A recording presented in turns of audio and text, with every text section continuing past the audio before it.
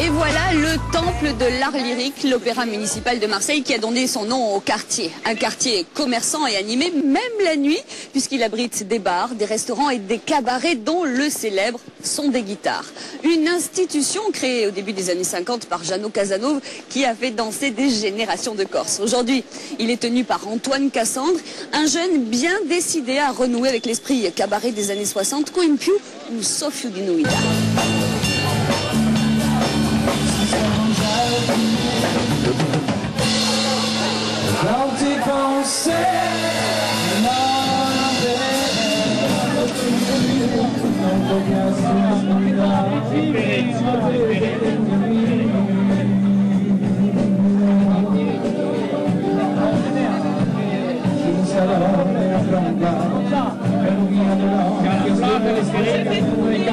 Dans la foule, j'ai réussi à te retrouver. Bonsoir. Alors, j'aurais jamais imaginé, Antoine, que c'était le son des guitares, ça. Mais le problème, c'est après, plus l'heure passe et plus l'établissement se remplit. C'est devenu vraiment un établissement qui se remplit tard. Beaucoup plus tard qu'avant. En fait, c'est devenu une discothèque. Ouais, c'est devenu une discothèque dans l'esprit live, je dirais. Voilà, on arrive à reproduire l'ambiance d'une discothèque avec un groupe qui joue en live, quoi.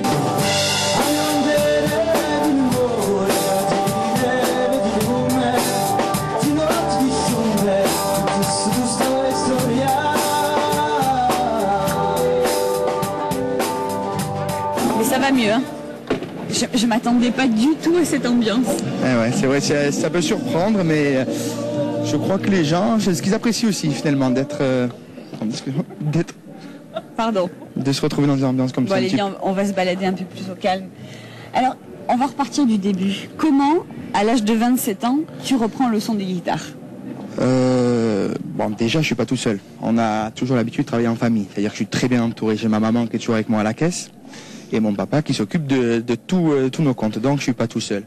Et en plus, c'est en fait un concours de circonstances. J'étais commerçant pas très loin.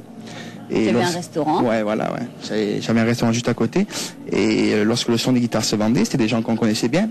D'abord par rapport à la Par vie. le réseau corse. Voilà, ouais. Et en plus, par rapport au commerce, parce que je venais souvent ici en tant que client, de très jeune, et eux venaient souvent au resto en tant que client. Lorsqu'ils ont décidé de vendre le son des guitares, je pense que je suis la première personne qui leur est venue à l'esprit, quoi. Voilà, ça s'est fait comme ça. Et toi, ça t'a fait quoi? C'était quoi, un mythe pour toi? Qu'est-ce que ça représentait le son des guitares? Qu'est-ce que ça représente pour un jeune de reprendre quelque chose qui a fait danser des générations de Corses? D'abord, pour n'importe quel jeune, je pense que c'est impressionnant et important. Mais surtout pour moi, parce que mon oncle, mon père l'ont beaucoup fréquenté.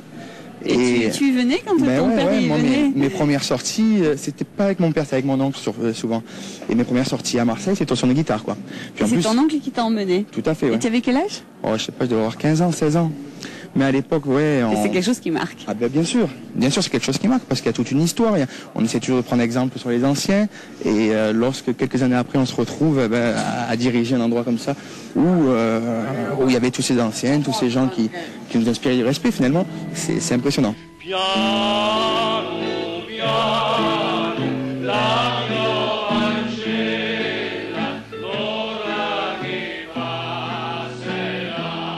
C'est quand même un établissement qui a accueilli les grands noms de la chanson corse, des grands noms de la variété française. Ouais. Ta touche, c'est quoi? C'est de vouloir exclusivement faire venir des groupes insulaires et de donner cette touche corse, typiquement corse? Ben, je crois que c'est peut-être le secret de la réussite du son des guitares. C'est le secret parce que d'abord, le noyau de clientèle, c'est les Corses. Il faut pas... Et ensuite, c'est les Marseillais qui aiment la Corse, les Marseillais qui ne sont jamais en Corse, ils ne savent même pas que la Corse existe, j'exagère, mais bon, presque. Mais au départ, le noyau, c'est les Corses. Donc, il faut satisfaire cette clientèle-là. Pour les satisfaire, il nous faut des groupes corses, impérativement. Qui ne jouent pas que du corse, qui jouent aussi de la variété française, internationale, mais il nous faut des groupes corses. Pour rester toujours dans l'esprit son des guitares, donc des belles années, quoi.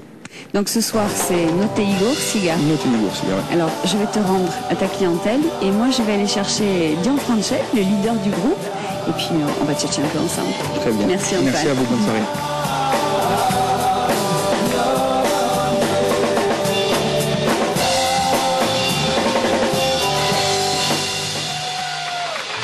Merci.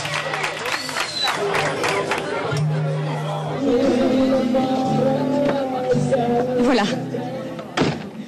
excuse-moi, mais j'ai fait comme avec Antoine parce que c'est très bruyant dedans que je ne peux pas faire autrement. Ouais. Donc tu sais ce qu'on fait, on se fait une balade dans le quartier de l'Opéra. Pas de souci. Alors j'aimerais que tu m'expliques ta rencontre avec le son des guitares. Ça fait déjà quelques années. 6 ans, hein, c'est ça? 6 ans déjà. Et en fait, c'est quand l'équipe de la Taverne du Roi de Porto Vecchio a passé la main, on a été appelé en renfort à ce moment-là. Et depuis qu'on est arrivé, on n'est jamais plus parti en fait. Donc, une histoire d'amour réciproque. Donc ça fait 6 ans maintenant que Notte Igor se produit au son des guitares. Entre autres. Comment tu as choisi de venir jouer au son? Qu'est-ce qui a motivé ton départ? Ça a été un tout. Le constat que la scène en Corse était relativement limitée, surtout dans les périodes hivernales. Une volonté de découvrir ce qui se passait ailleurs aussi. Et le son des guitares nous a permis tout ça, tout en restant dans un milieu qui nous était familier, puisque vous restez dans la diaspora en fait. Lié à la Corse. Quand on est au son des guitares, on a un pied en Corse. Et dans ton imaginaire, c'est quoi le son des guitares pour toi? Quand tu as tapé à la porte du son des guitares, c'était quoi? C'est un endroit prestigieux. C'est quand on rentre et qu'on voit les photos sur les murs, on se dit tout de suite waouh.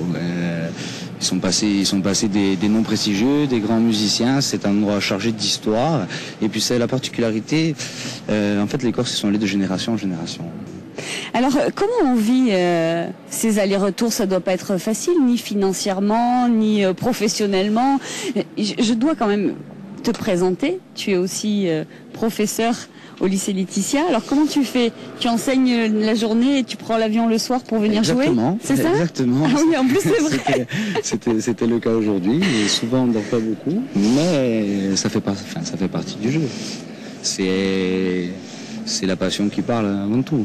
Donc tu as continué à faire le pont qui existait depuis des décennies entre la Corse et Marseille. Toi tu l'as fait culturellement. Exactement.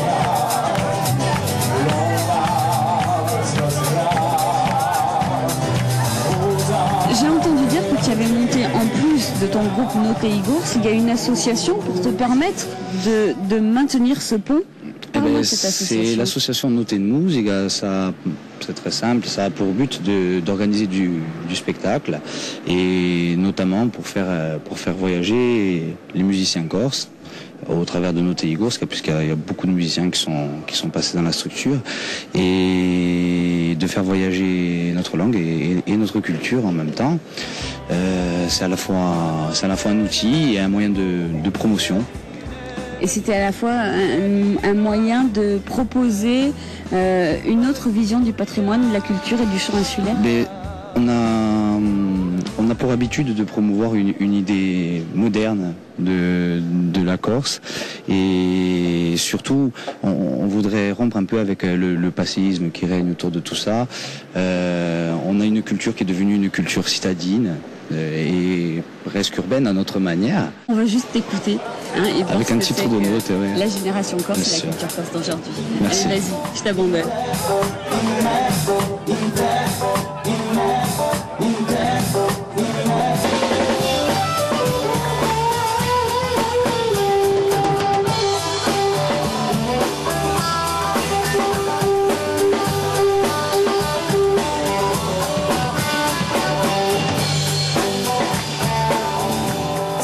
Quand on passe du bon temps, on ne se rend pas compte du temps qui passe. Mais ce qui est bien quand on sort du son des guitares, c'est le plaisir de pouvoir flâner dans un cadre extraordinaire comme le Vieux-Port. Ici, autrefois, on pouvait assister à la vente en gros de poissons à la criée, juste à côté. On peut encore voir l'inscription à l'entrée du bâtiment. Ce monument, classé monument historique, est aujourd'hui le Théâtre National. Bon, c'est pas tout, mais je pense qu'il est temps de penser au retour dans l'île pour de nouvelles aventures. Allez, à la semaine prochaine, même heure, même chaîne. Bye bye. A mio andere di sogno, di le notte, di le linee, di le giornate mattine.